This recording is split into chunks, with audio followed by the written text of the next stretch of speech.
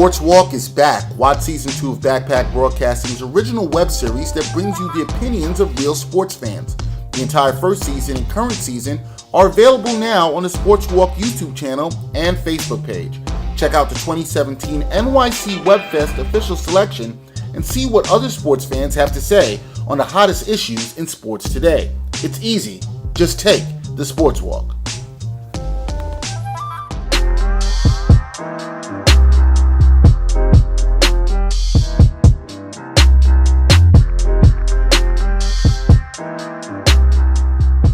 From the Gotham Podcast Studio, episode 80 of the AHTT Podcast, Dexter Henry, Brian Fonseca, and we have a guest returning. It's been a while since she's been here. It's our homie. She is social media editor for the DAZN, which a lot of people don't know how they say it. Are you saying DAZN? Are you saying DAZN? No, you said it right the first time. Everyone says Days In, you don't Holiday In. You do not want to be compared to the Days In, trust me. Trust People me. are disrespectful. They're disrespectful. But I get it. So it's a hard word. So correctly it is DAZN. DAZN. There we go. So put some respect on the name of DAZN. Exactly. Social media editor of DAZN. Last time she was up here, she was not the social media editor of DAZN. That was episode 14. 14. Damn, That's teenage numbers. Yeah, and now you come to, now you're back at 80. Yeah, we're old. And I believe I don't think I'm incorrect on this. You were the first Latina on this. I think so, right? Yeah, I believe so. The other women we had were black. Yeah, that's right. For the most part. Yeah. At that time, yeah. At that time, yeah. So welcome back. Thank you guys for having me. Of course. How are you? Pretty good. How about you? I'm good. Did you enjoy your meal? I did. Erika watched me bust down some Dominican food. She's also been bothering me all day. Got here. No, she hasn't. She's been bothering me all day. She's asking legitimate questions. We've been at we were at the Deontay Wilder press conference earlier. I was literally sitting right next to him. He was like, "Can you move over?" Because I just sprawled out because I had my book bag in front of me and my camera was in there. And he's like, "Why are you all on top of me?" I'm like, "Because this dude over here, I'm practicing." Wait, I didn't say that. You did. No, I didn't. That sounds like something you would say. You would. And then remember, I told you I should just make out with my neighbors because the guy on the left was like, "You're engaged. Relax." First of all, no, she's just saying how people are all up in this space. Why not go there? And then chairs. And then what happened was Dominic Breazeale did his media availability. We came back. My seat was gone because somebody took it, which I expected. That's why I took my bag because I don't trust any of these people. And then we were standing off to the side. You never know. And then Erika, the entire time we were standing there watching the press conference, Erika was like, "Yeah, I shouldn't have came to this." The entire time. Damn. She was like, that bad? She was like, "Yeah, this is boring." It started super late, too. I mean, it got intense because, Deontay is basically saying that he's going to kill. But we don't care about that today. We're talking about some other stuff. We're being positive. But I'm just basically saying that she was just trying to get out of there. And, that's basically how our day started. And now we're here. So, and we're all tired. We're all tired. But we all got energy for this podcast. Yes, then after this, we're all going to sleep. Oh, maybe. I'm going to have cereal for dinner. Cereal for dinner? Yeah, it's late. What's your cereal choice? Frosted Flakes. Yeah. Okay, Frosted Flakes is strong. Okay, you didn't come with anything whack like Fruit Loops. Sorry, Fruit Loops. You don't like Fruit Loops? Is good. No, I don't like Fruit Loops. You like Apple Jacks? No. Really? Rice Krispies. I do love Rice Krispies. It's my favorite. Okay, what's Me your too. Wait. My favorite. Stay here. What's your number one cereal? Number one. Right now, still Rice Krispies. Really? I love Rice Krispies. They get soggy too quick. It's so good. Nah, man, it's so good. I like them, but they get so. I probably go Frosted Flakes. Okay, here's the thing that people. Cinnamon Toast Crunch is up there. I'm gonna ask you guys. I'm gonna ask you guys because both you were all around or close to the Caribbean Sea, where our people are from. Okay. When you have your cereal, cold milk or warm milk? Cold, but my parents do warm. I do warm too. See that's a definitely a West Indian Latino thing. That's definitely you do cold milk. I do cold, but I don't mind warm. No, I'm not strong on thing. Like other people I tell they find warm. But do you like heat up the milk or do you just wait for it? No, to heat up the milk. Heat up the milk. I don't do. Don't wait for it to get warm. I got time for that. No, I'm hungry. Like just wait for it to be cold. No, you put it on the stove. I try not to eat cereal as much these days. I don't eat cereal as much though, so that's another thing too. Also underrated. Yeah. Also underrated. Bootios. What? Yo, I remember that. I don't like the name of that. The wrestler cereal. Yes. No, it was a wrestler cereal? Yes. It's an actual box of cereal with the New Day. They're called Bootios, and they don't taste bad. I'm telling you. Bootios it's a real box. Somebody needs to clip that. Bootios, they don't taste bad. Wow. Yeah. Wow. The tagline was Bootios. Look at the graphic too. They make sure you ain't booty. That was the tagline. That's pretty bad. They make sure you ain't booty. And you put that in your mouth. Great. It was all right. Okay. Pause. Okay. Pause. Erika, how are things at the Zone, and like explain to people what you're doing right now as social media editor? For sure. So I'm doing the bilingual social media editing, and I've been there almost a year, so it's crazy how time flies by. Yeah. Wow, that's crazy. Yeah, because you got there around the same time Dexter got to AccuWeather. I think I had already been in a couple of weeks, and the last time I saw you, had just got the job or about to get the job. About to get the job, and I was complaining to you. I'm like, I'm still waiting. Why don't they just email me back? Yes, like, you didn't have it yet. I remember, and I was like, "Yo, you're gonna get it. You're gonna get it." Yeah. And I was like, "I hope she gets it." Because I remember, because we were at the U.S. Open also, and this is when everything when I just started. Yeah. This was like right after. And I'm just like, why am I doing this to myself? Again, complaining to him about doing too much in a day, and I gotta just learn. Everybody complains to me of stop doing this to yourself. But whatever. You gotta take time to relax. So you're handling all the social media stuff for them. Oh, bilingual. So I'm bilingual. Whatever Spanish you see is 100% me, 100% of the time. Nice. How have you liked that experience? Honestly, like I've told you guys, I'm really, really happy that at least I get creative freedom. So. I could potentially curse, but I'm not going to. Now people gonna be watching you. Like, but like it's boxing. Like, why not? But if you think about it, like what Canelo said a couple of weeks ago, rather to Daniel Jacobs. Yeah. Basically cursed them out. So I'm like, damn, do we use the clip? And they're like, yeah, we're gonna put that out there.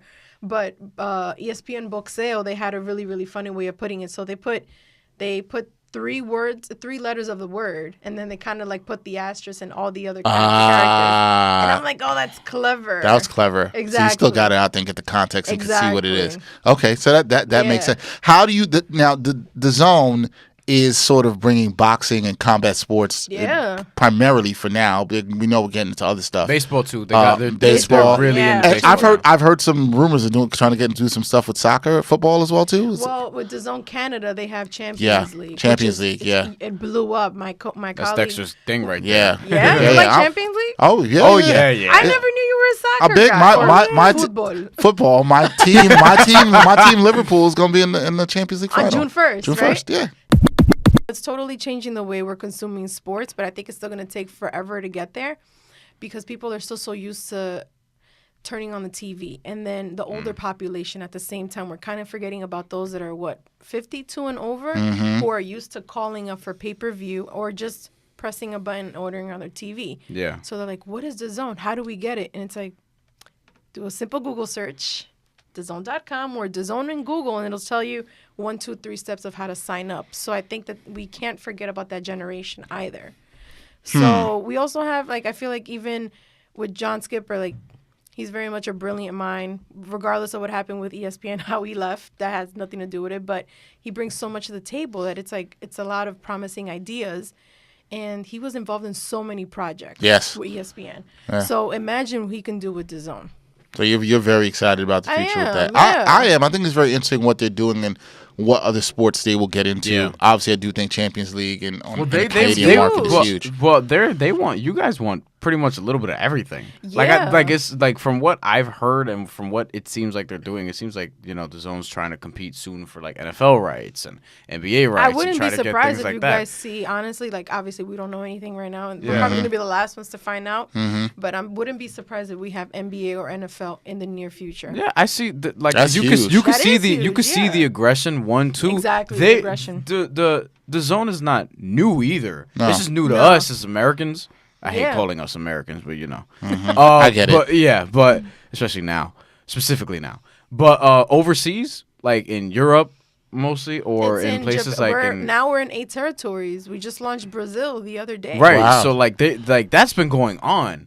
It's just now they're just trying to do it here, and I think it's great because it's open and it brings stuff to a lot of people. Or like you guys are doing with the Champions League in Canada, there's no there's no TV football rights there, or I don't believe there are, but at least you guys can do it there because Bleacher Report's got the rights here. I had and no Turner. clue about that. So I've been watching a lot of the games through that, but you can now. How is that membership exactly? Do you have to pay for it monthly as well? Well, with Bleacher Report? No, you can. I think you can watch it free on there, but Turner has all the games, so it'll be on TNT so you have or like a cable TBS. subscription. Yeah, you have it on there, so you can watch it there. So like, I have YouTube TV, so like I've watched all the Liverpool Champions League. Sometimes I have it on while I'm working on my phone or whatever, and I'll watch it. So like that's kind of why I like what DAZN is doing, because there are ways for people to get that. Sports, consume sports, and without a cable subscription, which is always nice too. Even better, yeah. Yep. And it's interesting because it's like with now everyone's doing that, right? ESPN Plus. They have their app set up. DAZN has theirs. Like now, we're kind of going that way where everything is just digital and with apps and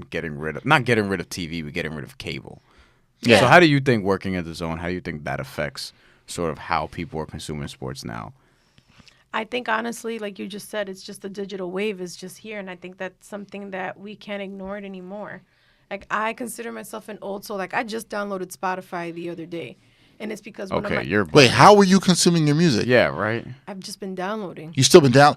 So I don't want. Go ahead. Okay. I'll tell you what you have to say after. Go ahead.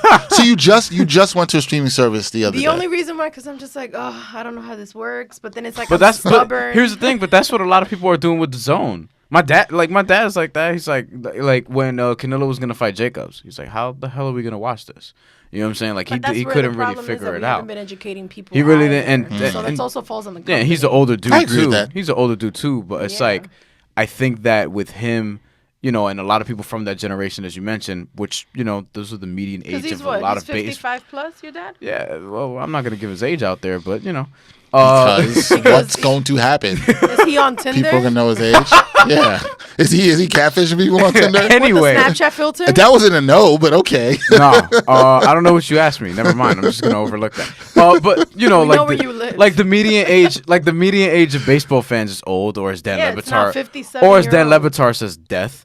So it's like those those people are not especially when you guys have MLB change up on DAZN. They're probably not consuming that. Or at least they don't know how to. Exactly. So that's where it's like it's kind of interesting. But that's more tailor-made. Like everything we're seeing now is sort of geared towards the next 5 years. Like I feel like DAZN at ESPN Plus and everybody's just trying to get ahead of the game. I think beyond that, too. I think the thing you're saying with streaming, like I think I've had my Apple Music membership for about 3 years now. I've been doing it, but at first I was still downloading everything. And it should come with our phones, but whatever. Yeah. Apple Music is. Whatever. But when you think about the service you pay for $9.99 or whatever a month, or whatever you pay for stream, $5.99, whatever you pay for streaming service, it's not bad for all the access to music that you get, and you can listen to it at any time. It's nice because the one thing I actually liked about it, I was resistant at first. It allows you to really go back and listen to like older stuff. Like I've been able to go back and listen to some like classic albums my parents told me about or they had on vinyl that I haven't really gotten listened to. Yeah. So I'll do that from time to time, or some old jazz albums that I haven't really gotten to. So I appreciate that. You know what I thought of recently too? I was like, I understand that we have everything on basically one device now. And I'm holding up a cell phone for those not watching the podcast. But why don't we still have like iPods? Because for me, I would think that they do have iPods, but I see a lot of kids with them. But for me, I think that's probably why some parents get them. But the reason why I would like it is because I would kind of like not that I don't want my music on my phone because it's convenient, but I would like my music on one device just so then if I'm working on stuff, I don't have to like look at my phone and then check the music and then check this app and then check this app. I would just kind of like one device to have my music on so then I could be productive in other ways. That's interesting. I thought of this yesterday. I was like, yo, why don't I thought about that before, but I don't feel like it affects my productivity at all. Like now I think about it. I kind of understand what you're saying because I used to feel that way too. Yeah. Maybe I've gotten used to it. It doesn't mean, but I understand the feeling that you're saying. You're also not on social media as much as like I am, for example. Yeah, I have a life. So maybe, so do I. But you also have a kid. Yeah, I have a life. Not saying that people have no kids don't have a life. And basically a wife. Yes. So it's like, No, you know what? You know what? I tell them this all the time too, and this is a good discussion because you use social media for what you do.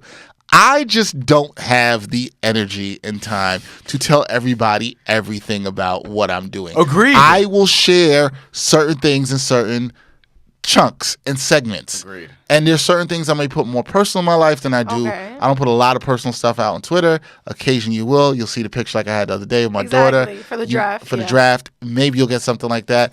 I pretty much just share my work. I let that speak for itself. Y'all do what you want. Some of y'all on Twitter, not saying Brian, some of y'all on Twitter be doing too much. Yeah. That's a whole nother story. Yeah. But yeah. I'd be chilling. It's funny because I had a conversation like I'm sorry, because this is gonna sound like a name drop, but I had a conversation with Iron Eagle about this stuff, and he said that he was at the point. Dropping names. Hold on.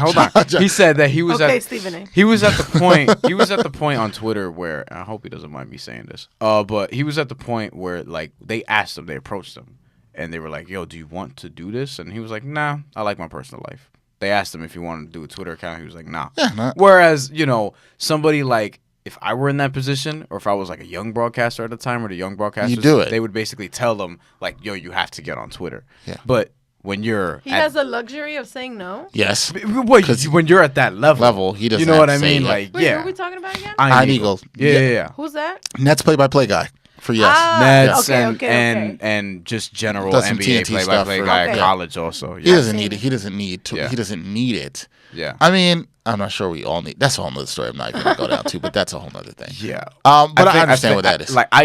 I just like you. I pretty much for the most part use it for work. That's really. That's kind of really with Erica me. does pretty much the same thing. Yeah, I mean, I enjoy some things other people feel. Like I enjoy when Erica's like, "Yo, I just got out the train and the Mets just blew another game." Stuff like that. I'm laughing because it puts you up a lot there. Yeah, but I think y'all would agree. It's like you don't want people having too much access to you because the robots are already coming, fam. Like we're already at the point where they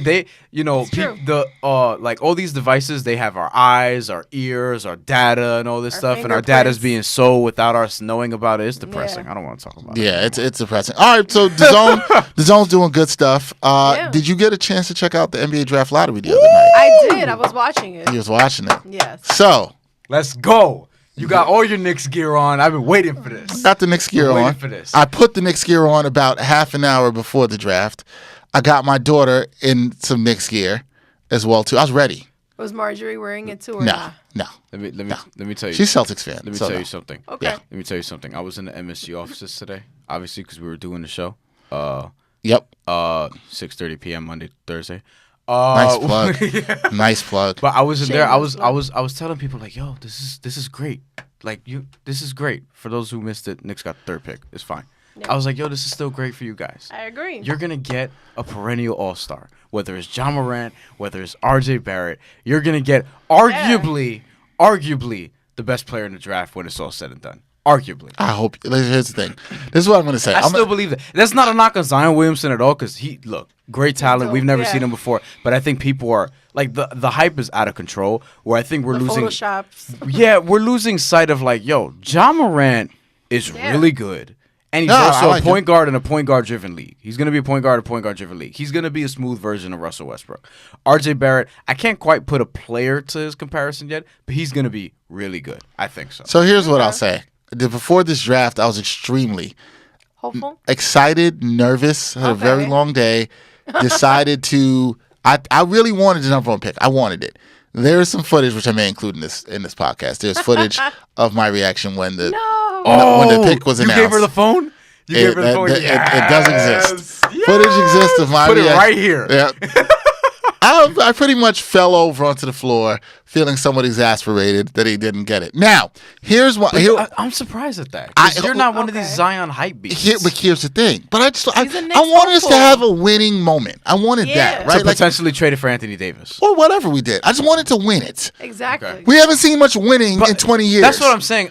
You still won. But here's the thing. You could be Phoenix or Chicago. That's where I was about to go. Okay. When the Knicks, the more nervous thing for me to watch was the announcement of the 5th pick. Because I was so nervous that we would have fell out of the top 4. So once I saw that they got to the top 4, I felt a lot better. You breathed. I breathed. And then when they announced the Lakers at 4, I felt a little bit better. Like, but then I got nervous because I was like, I hope they don't announce the Knicks at 3. And they did. But then I thought about it for a while. When you I texted you too. These are the Knicks fans. And it kind of goes to what Brian's saying. Let's think about it this way. So I was like, oh, we didn't get it. But then I thought about it a little bit.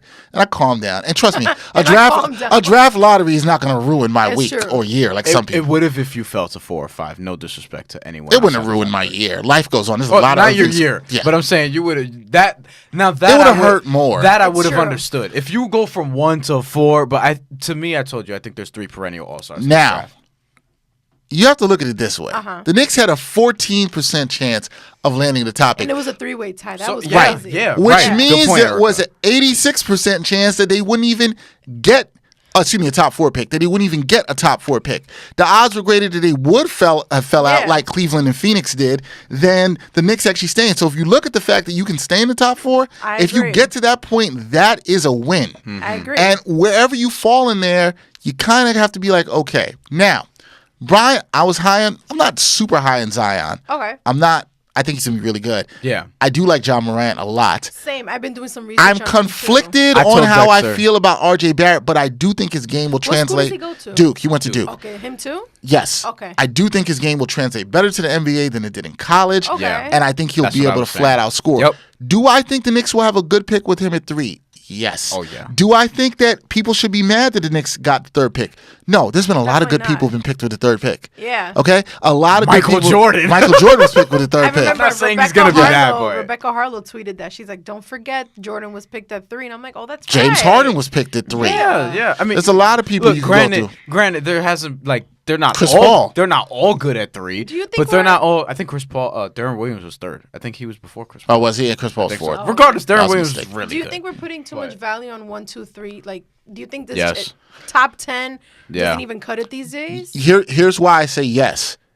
The best player that came out of the draft last year, who I said all along was the best player, Luka Doncic, number 3. Yeah. Mm-hmm. I think here's what I look at. When you get the pick and your team is the pick, front office, you know what I think? Go get me the best guy that can help this team. That's all I care about. I said that back in 2015 when the Knicks drafted Porzingis. I actually liked Porzingis. I thought they should have picked him with 4. I'm glad they did. I thought he was the best talent they could get at that spot. That's what I care about. Go get me the best guy that fits the team. And Exactly. and another thing that I was telling Dexter too, I was like, yo, John Morant, R.J. Barrett, whoever it is, and it looks like it's going to be R.J. Barrett as of now, but whoever it is, that's the best player that you have right now on your team. Either way, you're drafting the best player. Like, they're better than Kevin I'm fine Knox, with that. better than Mitchell Robinson. Like, you have a building block. Then if you go, if you do the Kevin Durant and Kyrie or Kemba thing, I mean, you're in And the business. Kemba thing. I think the point you're making, Erika, questioning that we do place too much value Maybe on it's it. because I'm a Spurs fan. I don't know what this is. Really? Like, You because are? I'm pretty Yeah, good. you didn't know this. I didn't know you. Did you not I watch don't the episode remember. of the Sports Walk? I don't remember. I'm offended that so many people think I'm a Knicks fan. No, I watched the episode. That's why I don't remember this. Yeah, we No talked offense. about that. You're a Spurs fan? Yeah, All right, cool. Yeah. we talked. Congrats on getting whatever pick you What? got. How did you feel about this year with the Spurs? It was a very interesting year for you guys. Damn. All right, now let's go back to the Honestly, Knicks. we should have just fell out. That was a good reaction. Yeah. Just, oh, damn, all right. but I've been spoiled. Like, I've had 5 Yeah, that's true. I ain't championships. I'm pretty pitying good. you. So you're 5 good. championships. In Come high on, school, man. when people were complaining, I'm You just had like, Tim well, Duncan. I won. Hey, And you were born in 88, so that means you beat the Knicks in the 99 finals and you were 11. Come on, man. I was in ain't- 5th grade, yeah. So, Yeah, I but I ain't don't sorry really about remember you. it. But I remember my brother cheering. I wish I had that So, much. I wish I had I'm that much sorry, success. Now you understand why I wanted to win like the lottery. 'cause Exactly. We haven't won shit. But I was really happy. No, Well, but the day we're recording this is the anniversary. I forget what year, maybe 20-year anniversary of Allen Houston's game winner against the Miami Heat. One of Oh, the great yeah? moments of I remember what I literally yelled and ran out of my house. when I You were shot it. teenage Dex. Hell yeah. Yeah. Yo, and here's the thing that I said. Sounds like a bad show. I know. People here's the already thing. complain about the show Dexter. And I've never Allen, seen it. Allen Houston It's is not bad. Allen Not Houston bad. is on my list of players who from the 1990s and 2000s who would have been way better in this decade, in this era rather. I agree with that. Yeah. I agree. So yeah, overall, Overall, I'm not yeah. upset as You many. still might have the as- best No, player in the draft. exactly. Third As many pick, people come may on. think, I think the Knicks fans who are upset, they need to calm down. I think the media that's always like, this is a great loss for the Knicks. Shut up. It's not a They're great just looking loss. for ratings How is it a is great what loss they're when you had an looking for. 86% chance of not being in the top 4? I agree. But you know Or not what- getting the number 1 But pick, you I know should what say. it is. Sorry. You know what it is. It's just I've just always noticed this too. The Knicks are just super easy to pick on, especially when like you have a bunch of Knicks and fans. they provide ratings. Too. Yeah, That's and- but- exactly and why. people like Especially that. when you have a bunch Yeah. of Knicks fans going viral for their reactions. I'm pretty sure a bunch of them knew that they were going to go viral and they just wanted to try and go viral. But I think because they're so easy to pick on, just people just sensationalize it in that way. You know, people like, and we love Stephen A. Smith up here, but Stephen A. Smith's reaction doesn't help. But I get it. No. It's kind of. I thought his reaction before the draft was hilarious. Though. It's kind of the super. He was praying. Yeah, I was like, I thought it was hilarious. But his is kind of. But candle. his reaction is kind of the super extreme version to what you're saying in terms of like he just wanted the Knicks to win something. I get that, but I understand that feeling from Knicks fans. I get that feeling. Like you just want to feel like you've won something, and this could be a starter. I'm a Mets fan. I understand. But we'll get to that in a second. And here's what we're gonna get to another New York team in this area too. That's I don't know what they're doing. It has to be blue and orange. Yeah, and I'm about to be done with them. We're gonna get to that. No, the other one's green and white. Yeah, I know. We're gonna get to that. Oh my God, the Jets. That's right. Yeah, we'll get to that. Don't give it away, Erika. Damn, Whatever. I was trying to be subtle. I'm joking though. I wasn't being subtle at all. But here's the thing. He's out of control today. But here's what I'm saying is like, yeah, if you could have wanted and had Zion or maybe make the trade, but it's like you still we don't know. All right, we don't know who's gonna be the best player when all is said and done. But NBA wise, man, I've told you this last year. I've always liked RJ Barrett as being the best player in the draft. You've said this for a while, kind of the way I was on Doncic, so I want to trust his gut on this one. I mean, like, look, Zion's been better than I thought he was at Duke, but I still don't see him doing that to that level in the NBA. I still think he's gonna be very good. We'll see. But I'm like, look, just get the right guy in here. That's all I care. Get me the right guy. I think people maybe thought the Knicks rant was coming. That's not where my rant is this week. My rant this week is to fans of the Brooklyn Nets. Oh, I'm sitting this one out. No, you're not sitting this one out. You're a Nets fan? No, he's not a Nets fan. Nope, he just covers the team. I just covered the team on this day. I noticed after the Knicks got their third pick, there is, and it's something, and we can speak on this because we are all Mets fans. Yeah. Okay? So we hanging on. Are Mets fans, and we understand that in this town in New York City, the Yankees have always been the top team. Yeah. They've always been the team. Yeah. We've kind of always Except been. you think in the 80s it was more. Yeah, it was a Mets town. I was very young, but many people say that I was not a Mets even. town. I was not even in my dad's balls in the 80s, so we're not talking about the 80s. I'm sure you were. Thanks. Oh, maybe now we can figure out your dad's age. I'm not going to reveal my dad's age. What? Anyway. So ridiculous. So we're all Mets fans here. We understand the sort of little brother complex that might exist. That also probably exists with the Giants and Jets. It exists in other towns, in the Clippers and Lakers. Rangers, Islanders. That kind of thing exists. Nets and Knicks. The Knicks have 2 championships, NBA championships. The Nets have none. The Nets 0. fans who I've covered for Nets Daily for years, and I know nothing but really positive Nets fans, but some of the stuff that's coming out of Nets Nation that I see on Twitter, it's disgusting me. It's disgusting me. What was said? People are happy that the Knicks got the third pick. How pitiful are you that your misery, your happiness is connected to another team losing? Yeah. Like, I think if you're doing that, you're losing. Okay? I agree. I think you're losing if you're so connected to another team not getting the number 1 pick. I agree. Because now I saw somebody quote that now the Nets don't have to worry about the Knicks getting supremacy in this town. Let's hold this for a second. I'm going to say, as the one team I root for who's actually in the bigger brother position here, the Knicks. It's $1 billion. Yes. Whatever. The Knicks will always be the bigger team. And I'm going to say something to Nets fans. It's amazing how much you think about us and Knicks fans and want to see us in pain. We don't think about you. We don't ever think about you. That is ever. True. That is true, though. Like, true. Ever. Yeah. I'm not even sitting there like, man, I hope the Nets. I root for the Nets too. Well, you know what? There are Knicks fans that root for the Nets that I know about. I have no problem with the Nets. I'm from Brooklyn. They wear Brooklyn on their chest. Yeah. I want Brooklyn to always look good. I don't want them to look bad. Why y'all so mad at the Knicks? What Knicks do to y'all? Like, really, why are y'all so mad at the Knicks? Yankee fans. And you can't be putting out stories about this too. This can't happen. You can't put them on blast. Yeah, you can't do it. You can't do it. You can't put this out, and you're just sitting there laughing and smiling. You can't do it. I'm like, yeah, I mean, this will be clipped, and all of y'all gonna see this. Like, no, and you can bring the smoke because I'm ready for the smoke, but I already sent the smoke at you, and y'all are done. Damn straight. Like, no. But I do see a lot of that though. It's corny. I do see a lot. It's so what? I do see a lot of that where Nets fans are trying to compare themselves to the Knicks in places where it's not really necessary. Erika, have you, as a Mets fan, do you care? I used to be like this. I used to be the Yankee hater. Then I stopped caring. Don't matter what the Yankees do. It doesn't affect my team. Only during the Subway Series, like I'm still ignorant, but I don't really give a damn about the team. If anything, I laugh. It's not like the two teams But are I'm just rivals like, either. Right. The two, we saw that. Aaron Boone. Yeah. I laugh at that. Yeah, exactly. We saw that potentially happening when the Nets first moved to New York, and on the teams basketball side, where the teams were at least pretty good. But to be honest with you, it's not really much of a rivalry. It's like it's just, when we lost the World Series, which I'll be over it in a few years. But I saw so many Yankee fans trying to get at me, and I'm just like, I will fight all of you. I don't understand that even on their end too. See, this is why I can't be attached to the team in this way. Why are you ridiculing?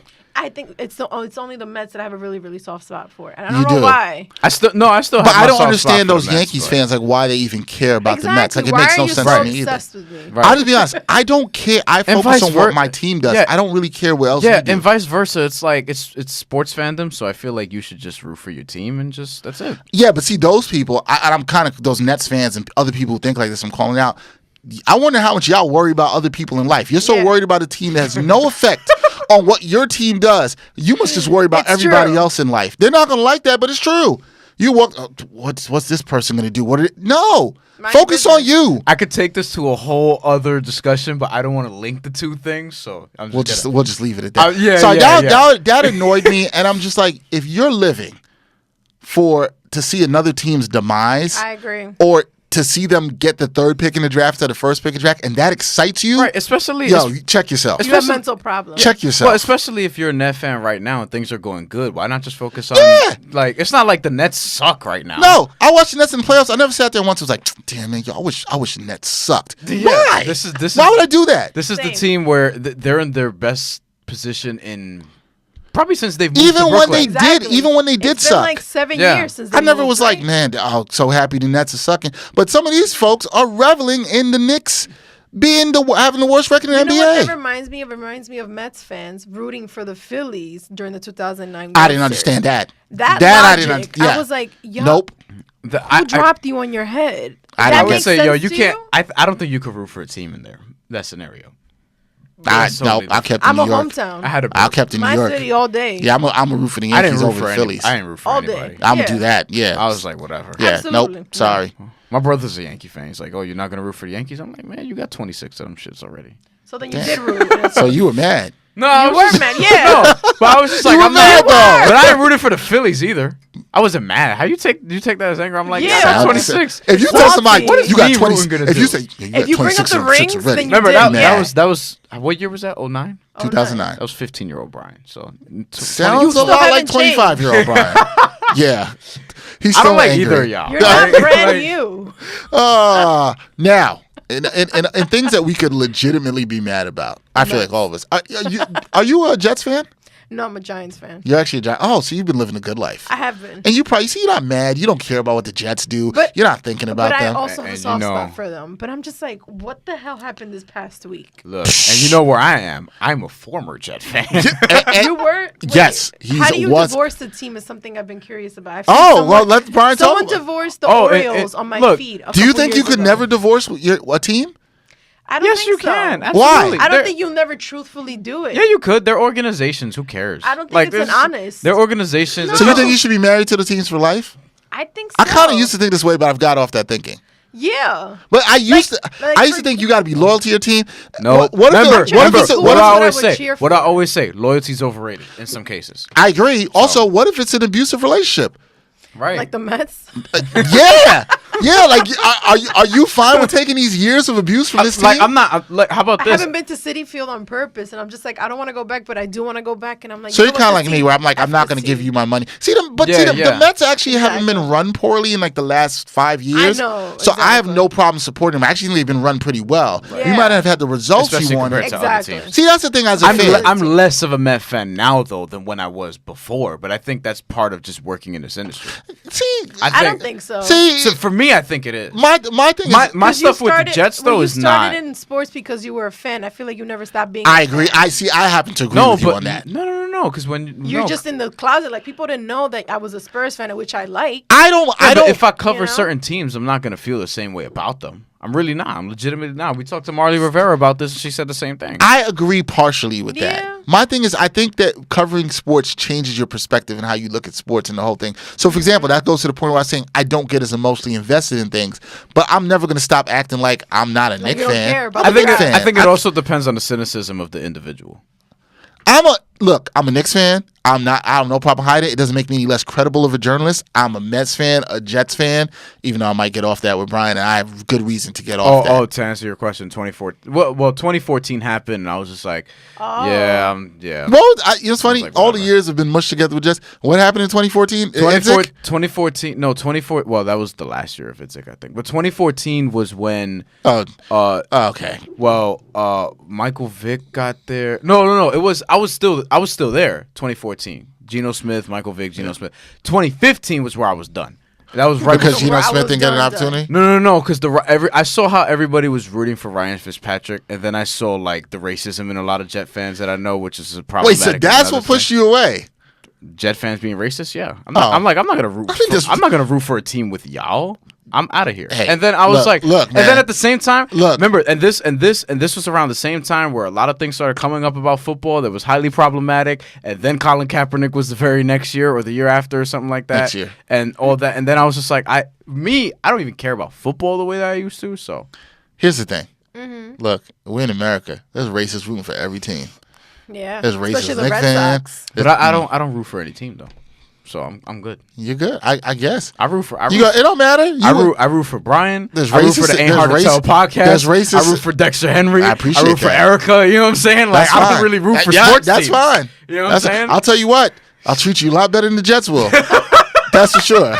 I'll treat you. I'll give you the tough love the Mets have been giving. There you go.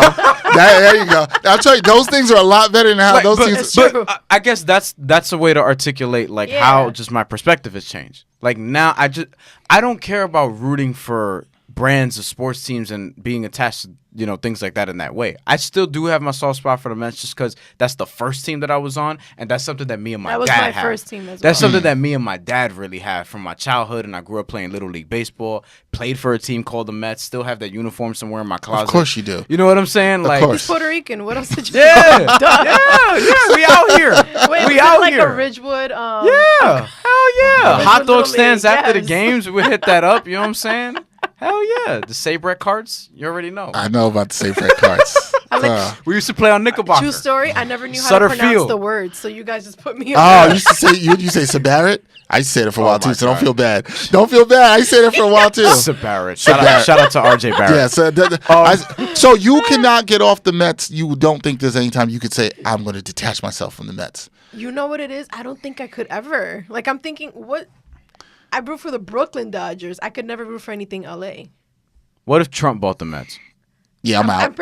I'm out. I'm out. I already hate the Will puns. It's probably why. You know what? Yo, but Trump's a lot worse than the Will puns. Not for nothing. This is probably why God hasn't granted me an opportunity to work in baseball, because this is probably where I'm just gonna disconnect and just be like, you know what? I just think of it as work. But you will to some point. It will happen. But that's kind of where I am with a lot of things. Like I like with me, it's like, yo, it's mostly work. You know what I'm saying? Like, I don't have that attachment to some things because I don't expect people to be loyal to me in the same way. Because it's like, yo, for the most part, a lot of people. You shouldn't expect loyalty from a team. Right. A lot of people. I don't. But I still enjoy it. Even in general, majority of the people I'm working with, outside of like people like y'all, they're going to see me as like a dollar sign at the end of the day. Or as something that can get them to a dollar sign. You know what I'm saying? Right, but that doesn't. That means like I'm not gonna work at a place and then all of a sudden I'm company man rooting for the brand or whatever. It's like, yo, we have a working relationship, and that's it. And we build it and we keep it going. But see, I also look at sports like that. But with me, it's like it's not. And this is where I'm at right now. It's not so much about the brand as much as it is the person. Who are the people working there? Like, when people ask me, like, oh, what's the place that you want to work at? I'm like, I don't know. Tell me who the boss is in certain places. But the problem is you never truly, and we can say this about anything, you can never truly know all the people you're working with. Yeah. And you won't. It's not possible to. So I don't worry about it. So then I'm like, I just be the best that I can. I can't worry about everybody. Look, you ain't going to work in no utopia, not in this country, where there's a whole bunch of people who are not racist, that aren't denying people of opportunities. Move to Canada for that.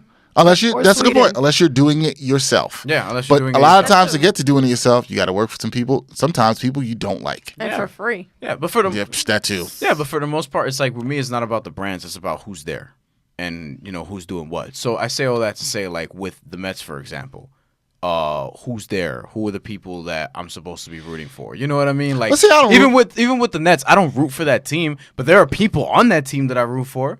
I like Kenny Atkinson. I like Spencer Dinwiddie. That's You what know what I I've mean? turned Like into. I've turned into it's a little bit different. Like, I actually root for Fernando Tatis, and I'm just like, ooh. Right. I love him. I root for Francisco Lindor. I talked about that on the show this week. Yeah, of course. You always want to see your people do good. Exactly. Yeah. So like I'm being like, yes, Dexter Fowler, do it. Right, but that's where I'm kind of at right now. Right, and I'm not a Chicago White Sox fan, but I'm a huge Tim Anderson fan right now. Right. Yeah, that's what I'm saying. That's where I'm kind of at, where I'm like rooting for people. I'm rooting for individuals, and I'm rooting for not so much the brand. Like I know people, like going back to the Nets, I know people want to say like, oh, the Nets are doing everything right, so they're a lovable team, and you want to root for them and things like that. And I'm like, I just don't see it in that way. Lovable losers. You know brands in that way. You know what lovable teams are? Lovable teams is code for it. They don't have a star. That's what that's code for. A new daily fantasy app for prop bets is here, and it's called Thrive Fantasy. Forget the old school way of DFS. Thrive Fantasy has streamlined the drafting process and eliminated the need to do unnecessary hours of research by using only top-tier athletes. That means no more salary cap. You just build your lineup around a list of prop bets. Here's how it works. For each contest, you choose 10 of the 20 prop bets, plus 2 ice picks that protect you from any late scratches or postponed games. Each unique prop has an over and under point value assigned to it, and you will be rewarded that value if the prop is correct. So for example, if Tom Brady throws for over or under 250 yards, the less likely the prop is to occur, the more points the choice will be worth. You build your team score around the amount of correct prop bets you select. It's easy to play, so just check out the Thrive Fantasy link in the description of this podcast and get in the game with Thrive Fantasy today. And speaking of teams that are lovable, the New York Jets are not. So let's get into why Dexter might be out of his Jets fandom. So for those who don't know, this week the Jets decided to fire their general manager, Mike McCagnon, after what was 5 seasons on the job? I think he got there in 2015. Yeah, it was right after Idzik. So 5 seasons on the job. I think so, 4 or 5. 4 or 5. Selected by, I believe, Charlie Casserly was on that. Yes. That group. I'll ask Erika, because Erika's a guest on here. You saw this. You're a Giant fan. Yeah. Organization that hasn't been as competent lately as they have been in the past. Right. What was your reaction to the Jets firing? Let me also add, firing their general manager and then replacing him with a new head coach, Adam Gase, who reportedly had problems with him. So basically, the guy who McCagnon hired ended up getting him his job, fired. After McCagnon went through the draft. Yes, I was going to get to that. Went through free agency, and they're in the middle of, what is it now? OTAs or voluntary pretty much workouts? good. Yeah. What was your reaction to this? I enjoyed seeing everyone's reactions on Twitter. And I'm just like, favorite. This is hilarious. Well, you're a meme queen. So, I do. I love you. Yes, you are. Yeah. And I do enjoy watching it. Following Twitter for that. They're so good. Erika's one of my favorite follows. Aw. Truthfully. Yeah. He's trying to get back on your good side. That's true. No, but I've told her that to her face. Her and like Rob Lopez are like 2 of the people that are out there Rob. for me. Yes. I'm so happy for him. Rob, friend of the show. Good. Shout out to Rob. Yeah. Yes. But anyway, I really enjoyed everyone else's reactions. I was looking at other avid Jets fans. Oh, F out of here. I'm done with this bitch ass team. I'm sorry if I curse. Sorry, guys. That's fine. If you guys curse? Yeah, we already did it twice. You know what? Maybe I'm just so used to it that I didn't even. Nah, you can say whatever you want. Okay. This is we didn't use the curve when we was in the other place. Well, now whatever. Okay. You say whatever you want. You can say whatever you want. Yeah, not whatever, but but all the reactions, and then I remember even Twitter had a specific section for it. What's like Jets meltdown, seen live on Twitter, and I'm just like, it was genius. But I just want to know how that exactly came about. Like, it's still not full circle to me. Well, I think to a lot of people. To us either. Exactly. Well, the funny thing is, I had bookmarked. I didn't read. I was supposed to read an article that friend of the show, Kimberly Martin, had wrote about the Jets' dysfunction, because that's what it is. Jets have been dysfunction. Every time you think they're heading in the right direction, they just drop back. And she was covering the team when it was even more dysfunctional. I saw a good tweet. It was like, what's his name that just joined the player that just joined the Jets, and they're like, what is he walking into? Le'Veon Bell? Thank you. Yeah. They're like, oh my God, what is he walking into? Dysfunction. Apparently the disagreement was over his contract. Yeah. Between Adam Gase and Gase and Mike McCagnon. Thought that McCagnon shouldn't have spent that much money on a running back. His eye's been bothering me. He's so not I don't just really a running back. Yo, Gase, you can't look at him. No. He got the crazy weird. eyes. Yeah, he looks. Le'Veon Bell. He looks creepy. That's true. Le'Veon Bell's not just a running back though. He's also a slot receiver. Yeah, I agree. First of all, I actually liked Maccagnan's moves this offseason and pretty much his draft. Yeah. He had been spotty in that. We have to see how those players turn out. Yeah. Brian brought this up. How do you fire a guy? This is the highest level of incompetence. How do you fire a guy Yeah. after you made him do all these offseason moves? He spent over $200 million in the offseason. Yeah. He went through the draft, and then you say, you know what? No, we fire you. You make the head coach interim GM because you know what? You can't bring anybody in. Exactly. Who's going to come in now to do that job? Oh, You're going to bring back Todd Bowles. your first order of business is going to be like, oh, all you have to do is cut down the help with the coach, cut down the training camp roster. No. This is all you're going to do. I think it's a complete joke. Yeah. I thought the organization was headed in the right direction. I thought they had been doing some things the right way. Yeah. I got fooled. What? I thought the other day when I heard this news, I said, yeah, I got to be like Brian. I got to be out. I got to be out. So what theories have you guys thought about this? Like, do you think it's something deeper?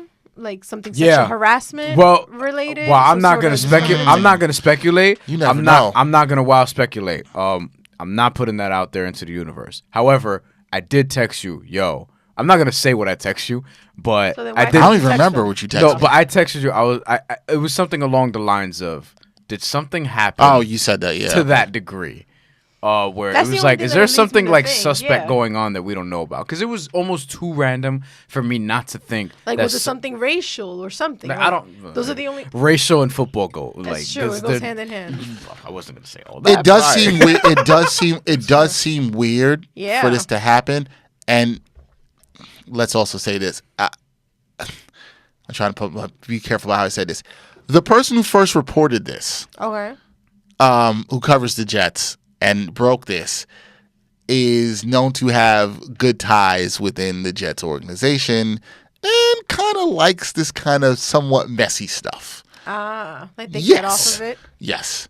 So I'm not surprised that this was leaked to this person first and they knew first because they're kind of that reporter. Okay. So I wonder, it makes me wonder a little bit more about how messy it may or may not be. Because this really does come out of nowhere. It's really, I've never seen, you don't fire your GM after you did all your offseason transactional moves. Especially with a new head coach, by the way. With a new head coach. Like, you fire him right after Dolphins, the season. Right? Yeah. He was from the Gase Dolphins, was from the Dolphins, who I didn't care about that. Which was also I didn't like that hire, but that's I was going to say to a good amount of people that was a questionable hire in itself, and now he has even more power, which leads me to believe like, yo, was this a Jason Kidd type of power move? No, I don't think it was a Jason Kidd type of power move. It's a move that if you were going to fire Maccagnan, who could you hire right now? Exactly. Who's going to come in and say, I'm going to take a job where I didn't pick most of these players? Who is available anyways? Right. Now. But why would you say? Basically, sure. if you didn't like the GM that comes in, it's one thing for somebody to come in at the end of the season and clean up the mess because the person could come in and say, well, you know what? I'm coming in. I'm going to have the draft. I have this offseason. I can make these moves. You're pretty much stuck with the roster the way it is now. Exactly. And nobody's coming to take that job. And you usually bring in a new coach and the GM together. Right. Like 90% of nobody was going to take that job. So they basically had to give it to Gase. Now, maybe it was a power move. I'm not saying I didn't know, but my point I'm is just asking. My point is we're just speculating. They didn't have another option. Mm-hmm. Yeah. No, yeah. That's my point. They didn't have any other options. It was basically going to be him or like, I don't know, Chris Johnson. Like, who's going to take this job? Like, seriously, they could literally. Lavernius Coles, where are you? Somebody would. I guess there's always somebody that would take it. Right? Brandon Edwards, where you at? I'm just gonna start naming post it on LinkedIn tomorrow, and you and I are probably gonna apply. And we're like it at that. I mean, sorry to my employer, but they're probably gonna pay more. So that's just what it is. He's joking, guys. He's joking. No, I'll be honest about that. I'm trying to save your ass. Hey, please, they ain't doing nothing. I just think nobody was going to take that job. I think it's a crappy situation. I think it shows extreme dysfunction. It's true. Or if there was something more that they're not being truthful to the public about, it has to come out. Probably even worse. More importantly, where do you stand? Yeah.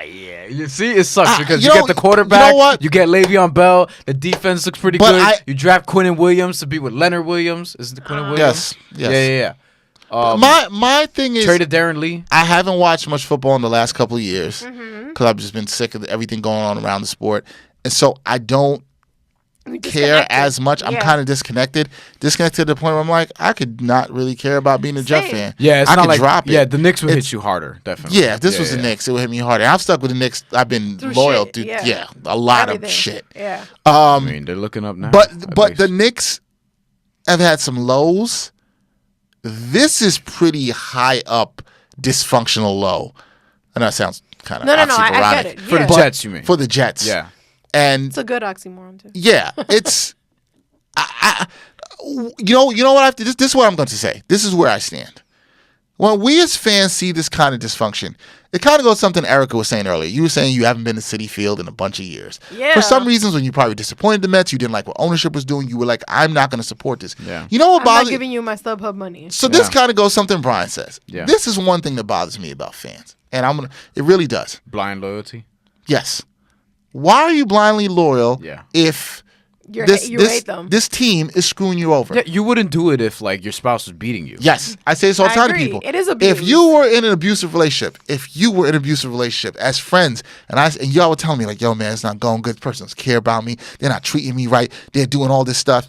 I'd be like, yo, leave. Yeah. But if you're a team, you'd be like, man, we haven't won in 20 years. They've mismanaged the cap. They've done this. They just fired their GM after the draft. You'd be like, they got a bunch you'd of be like, yo, that team's got a whole lot of crazy. You need to run. It's true. What do? No, we're going to stay. We're going to be loyal. We're going to show up and spend more money. See, that's kind of how I look at it. And parking why are we doing this? Why? Here's my thing. You can still be a fan of the team. Yeah. Stop showing up. It's true. Stop. Don't get tickets. Showing up. So stop putting owners. You putting money in the owners' in the pockets.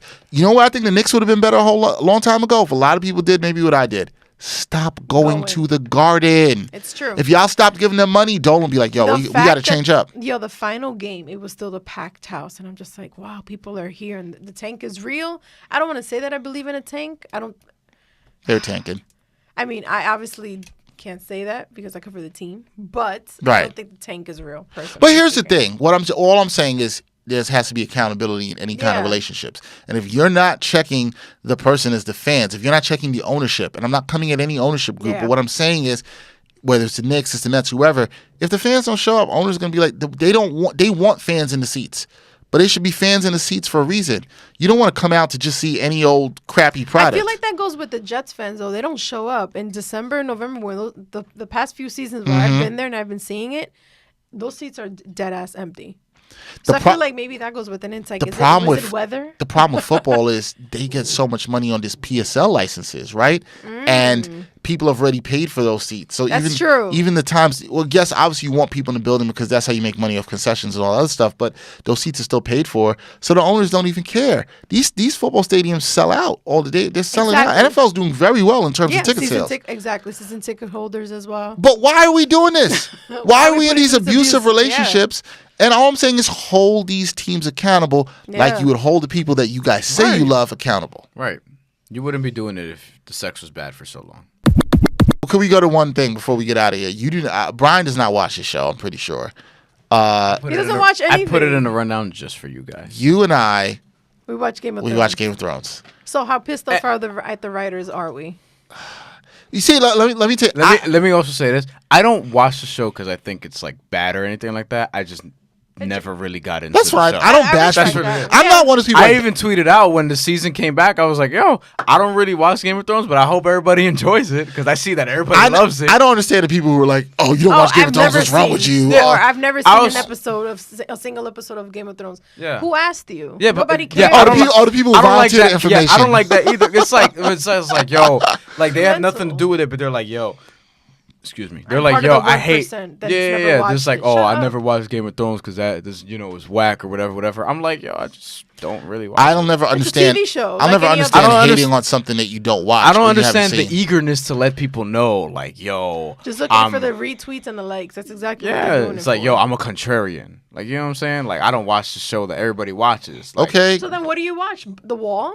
That's good. Watch what you watch. That's cool. I don't give a damn. I'll be like, but I also didn't ask you for all that. I'm like, I do like Game of Zones on Bleacher Report though. That's my shit. Interesting. What exactly it's really is that? Look, it's a Game of Zone. It's a Game of Thrones spoof with NBA players. With NBA players. It's the best thing Bleacher Report does because they do other things that aren't so good, and they do other things that are great. So whatever. Okay. So this season, Brian has set this one out because he hasn't been watching it. I am not as upset overall. Okay. Well, let me say this. I wasn't upset overall at the writing as some people were until the last episode. Yeah. Episode 5 pissed me off. I'm going to say this. I look, the last episode I watched of Game of Thrones was the worst episode I saw in the entire series. Wow. The worst episode in the entire series. I don't watch the show, but like that's the first episode. But I've been hearing this though. Like, so my brother watches it, my mother watches it, my brother watches it with his girl. Like, so there's people. There's people. Yeah. My dad doesn't. The same dad? You won't tell us his age? Okay. Yeah, but there's people around me. There's plenty of people around me that watch it, but they've all pretty much. This is true. They've all pretty much said. And trying to figure out the sound. But they've all pretty much said like the writing's been bad. Yeah. For especially for this last episode, like a lot of people I know are pissed. Well, but Erika, you tell me what you. Because I was not. I was disgusted after watching the episode. Disgusted. Yeah. I was more disgusted about that episode than the Knicks not getting the first pick of the draft. Yeah. That's a good comparison. Because one was a lot worse. Definitely. At least you still won something with the Knicks getting the third pick. I agree. Now, honestly, what episode 5 led me to believe is what the hell are they going to do on episode 6, which is the final episode this Sunday. I want to know who are they going to kill off that made no sense. Like Miss Sandy getting killed off, that made no sense. Cersei, one of the greatest villains. Like right now, Joffrey's death is still above hers. All right, so I should have said this before, and I'll stop this before we continue. For you people who have not watched Game of Thrones and are like Brian and have pretty much tuned out to this conversation, if you do not care, if you do not care to be spoiled, you can turn this podcast off for the next about 7 minutes and then come back and hear the end. You do that. In the meantime, I agree with you on one thing. Missandei's death didn't bother me as much because it was a vengeance thing based by Cersei. That's a good one. The Cersei death. How corny was that? She went into hiding. And then she goes down with Jaime and in the crypt, and they die in each other's arms. It was very Romeo and Juliet to me. Yeah, it was corny. I like it at all. Yeah. It was corny. You have this ruthless character who's the bad queen right, and you do not have her have any kind of face-off with the people who were trying to kill her. Yeah. Arya was wasted in that episode running through the city. Arya was like 20 steps away from her. You're telling me, like, I mean, I think I would have been upset if Arya would have went down that way. But it's like, you know what, whatever. Go down with honor, kind of like the Hound did. Mm-hmm. That was probably the most exciting scene in the entire episode. That was what I didn't have a problem with that combat. That was a great one because it's like brother, and then you see him looking like Uncle Fester. It was crazy. But anyways, yes, there was one character who was. It's like I think it's dark magic at this point, which kept them alive. Sounds like a porno. No. Dark magic. All right, go ahead. Go ahead. You have problems. You have problems. Go ahead. Your late night viewing is quite interesting. No, but he doesn't watch TV, but this is what he watches. I play video games at night, or I'm just working on it. So you're not with the Game of Thrones, but you're with the Game of Bones. Wow! That's what you do. Wow. That was good. That was good. That was good. That was good. No, first of all, but that was good. We don't believe you. You need more people. No, we're just giving you a hard time. Pun intended. As that would do, yes. Look, the last episode was so bad. So you're not as excited for the final episode? No, it took it all away. Like, and even at the same time, I try to be one of those people where, especially with the Battle of Winterfell, I love that episode. Though. It was such a good episode, but I feel like we didn't get enough Night King and Jon Snow. You know, it didn't feel balanced. That's fair. Exactly, but I don't really know. Like, what are they gonna do? Like, is Tyrion gonna die? Who's gonna sit on the throne? How long is this episode? Too? Is it an hour and a half? It's a 90-minute episode. Here's the thing. I like that we don't know who's going to sit on the throne for this episode. Yeah. That last episode took a lot of steam out of me. I'm not as excited for this episode. I'm not. Am I going to be there on Sunday watching? Yes. I'll still be there watching on Sunday because it's the finale. I'm going to see how it finishes. It's the last episode. Like, I don't think I'll be watching any of the spin-offs. Apparently, HBO has put in. Yeah, they're doing a prequel. That's confirmed for possibly to come next summer. I'm not bothering with any of that. Would you ever watch it, you think? I don't have the time. I have to finish watching The Wire, yo. That's my favorite show. Now, you want to watch a show from start to end?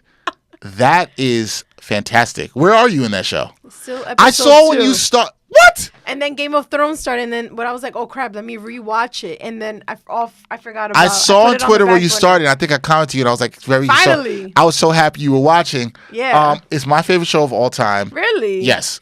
I think it's like fantastic. top 3 like shows of all time. Now, Game of Thrones could have been that, but now it's like Game of Thrones to me was like a B+ show, and that last episode was so awful. It took it down to like terrible. a D-. Yeah. Seriously. Wow. That's how bad that episode is, because I think it affects a lot in the series.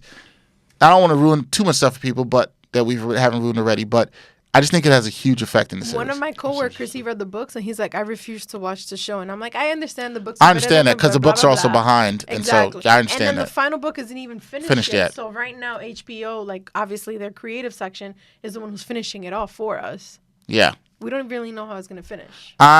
Brian's like, I don't, but you know how Brian is in this discussion? It's kind of like how, like, when he talks about wrestling. That's how I am. That's how I am. Me too. So you're not here for the wrestling. Okay. I mean, I didn't he told me somebody died. I'm like, who Oh, was that? Ashley Massaro. That was unfortunate. I don't know who that is, but sorry, R.I.P. Yeah. Don't know. I'm not getting into it. Yeah. Oh, shockingly. I'm sorry. That's a shock. No, All right. I'm just like, I'm not gonna. We're already at a point Well, where it's like, we will say rest in peace to Game of Thrones after the final episode. I hope it's better. Who do you think is gonna end up on the throne? Ooh, that's a good question. I'm winning the poll at work. I'm the poll at work, by the way. I think. You know what? 20 people let. All right. I'm in first place. I think. I'm very impressed. I'm gonna try to say this without like. I think that the ending might be a little Wire-esque in the ending of the Game of Thrones. You can tell me how it ends. One of the this is without telling you Zach Allen. So one of the themes in the ending wise of The Wire is that everything continues. Right? Okay. Like, we think that we're going to get all this peace and stuff when somebody new sits on the Iron Throne, when I think you're kind of going to see, I think Daenerys is going to sit in the throne, and it's kind of a new, can of worms, a new kind of rule where she has to rule with fear more than she wanted to with love. Because to some degree, Daenerys has gotten screwed over and betrayed by certain people. And I think now she's like, look, I need to rule with fear. And that makes logical sense to me. And that kind of continues the cycle that you already had before. Exactly. So I think Daenerys is going to sit on the throne, but I think she might have to make a tough decision. I think she might have to kill some people like Tyrion and Jon. Damn. Yeah, man. I think she might have to do that. You think she's going to end up killing them? Yeah, she might have to. I feel like Arya's going to kill her because she said, I'm going to. I could see that. But it's like there's 1,000 theories, you know? Like, she's going to kill the queen. What is she going to do? So. I mean, maybe I'm saying the theory that I'd like to see, but we'll see. Mm-hmm. Are you Snapchatting me or putting me on a story for? I don't Snapchat. Okay, first of all, I've never had Snapchat in my life. Thank God. I don't do Snapchat either. Snapchat's gotten so trash, and now I was just sending to one of my group chats about. Because they asked me where I was at. Oh. So I'm like, yo, nobody will talk to you. What does B mean, Tim? They asked me. Yes. So that's your prediction? We really like you. So who's going to sit? I'm the young one. Who's going to sit on the throne? That's why I'm going to be the punchback. I think that it's honestly a toss-up between Jon or Tyrion. Is it going to be this Arya chick that I keep hearing about? I don't think Arya's going to sit on the thing. But she deserves to. She should. If you kill the Night King, you should sit on the throne. Everyone was like wilding out about her on my timeline, so she seems. I really want the shirt. I don't know her. With the Jordan symbol? That's dope. Is this something that I should watch like down the line? Like I don't know what you like to watch. Oh, I do know what you like to watch. What shows do you watch besides wrestling? Insecure. What's Insecure? Oh, Insecure's great. Damn. Is that the other one on It's on HBO, half-hour show, Issa Rae. I watched 30 for 30s. I watched Insecure. What else do I watch? I watch a lot of podcasts now, man. Joe Rogan, Joe Budden. Yeah, he doesn't watch a lot of television shows. Okay. Not that much. No. You should give it a chance. He just watches wrestling. But I don't know if I'd be into it though. I say watch a couple. I'm gonna say no. I try to give Sons of Anarchy a chance, and I couldn't get into. I never got it. The Wire is something that I do want to watch. At some Wire's point. great because that from what I've heard, that seems like something that I would. Actually I could see you liking that. I think you would like it too. Oh no, absolutely. I'm gonna just rewatch and just gonna start over. All right. At this point because we got it. I don't remember the episode 1. Yeah, you gotta start over. We'll talk more. We gotta get out of here.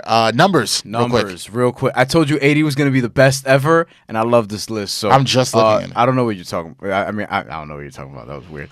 You don't know what I'm talking about, right? No. So basically, what we do on our artwork is we put an athlete out for the number, and we weren't doing this by the time you came on because I was 14. We started doing it in like the 30s. So basically, for number 80, we have a whole bunch of athletes, all of whom are wide receivers, except there's a tight end there. And whoever we like is going to be on the artwork. There's maybe multiple people because 80 is, again, the most stacked ever that we've had. Mm-hmm. I mean, to me, there's actually a clear-cut person to me, but it's really good. I think this is clear-cut. Not for me, but I think I know who you're going with. Yeah.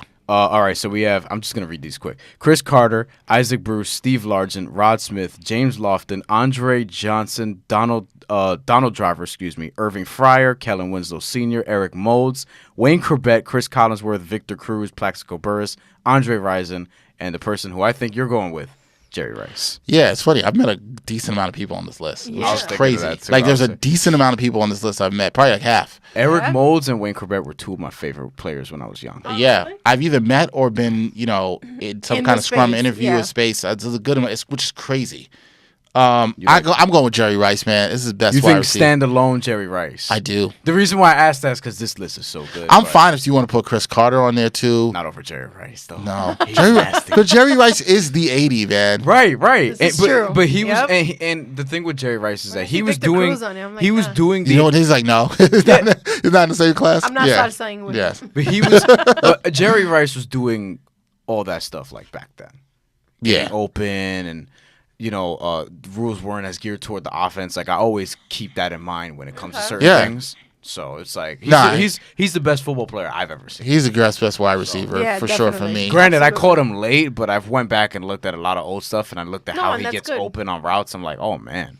Yeah, man, he's great. Which is also why I don't think Joe Montana is the best quarterback of all time. I think Jerry Rice had more to do with that. But anyway, that's another story. That's another story for another day. Yeah, definitely. All right, Erika, we want to thank you for coming on and joining with us again. Congratulations with all your stuff you're doing at DAZN. Thank you. And keep doing the good work. We'll see how Game of Thrones ends. I know. We'll see. Do you think you'll cry? No. No, I'm not crying over Game of Thrones. You're like, no. He's going to cry tears of joy when the Knicks draft R.J. Barrett, number 3 overall. That will not happen either. But that's it. We'll see. If you cry over Game of Thrones, you can let me know. I will. Be like, yo, I deadass dropped a gangster tear. See, I like that. A gangster tear. Sounds good to me. All right. Yep. Gangster tears out there, people. And remember, stop hating on the Knicks, y'all. Just don't hate. There's no need to. Especially now. There's no need. Now's not the time. Like a couple years ago, all right, things were a little wonky.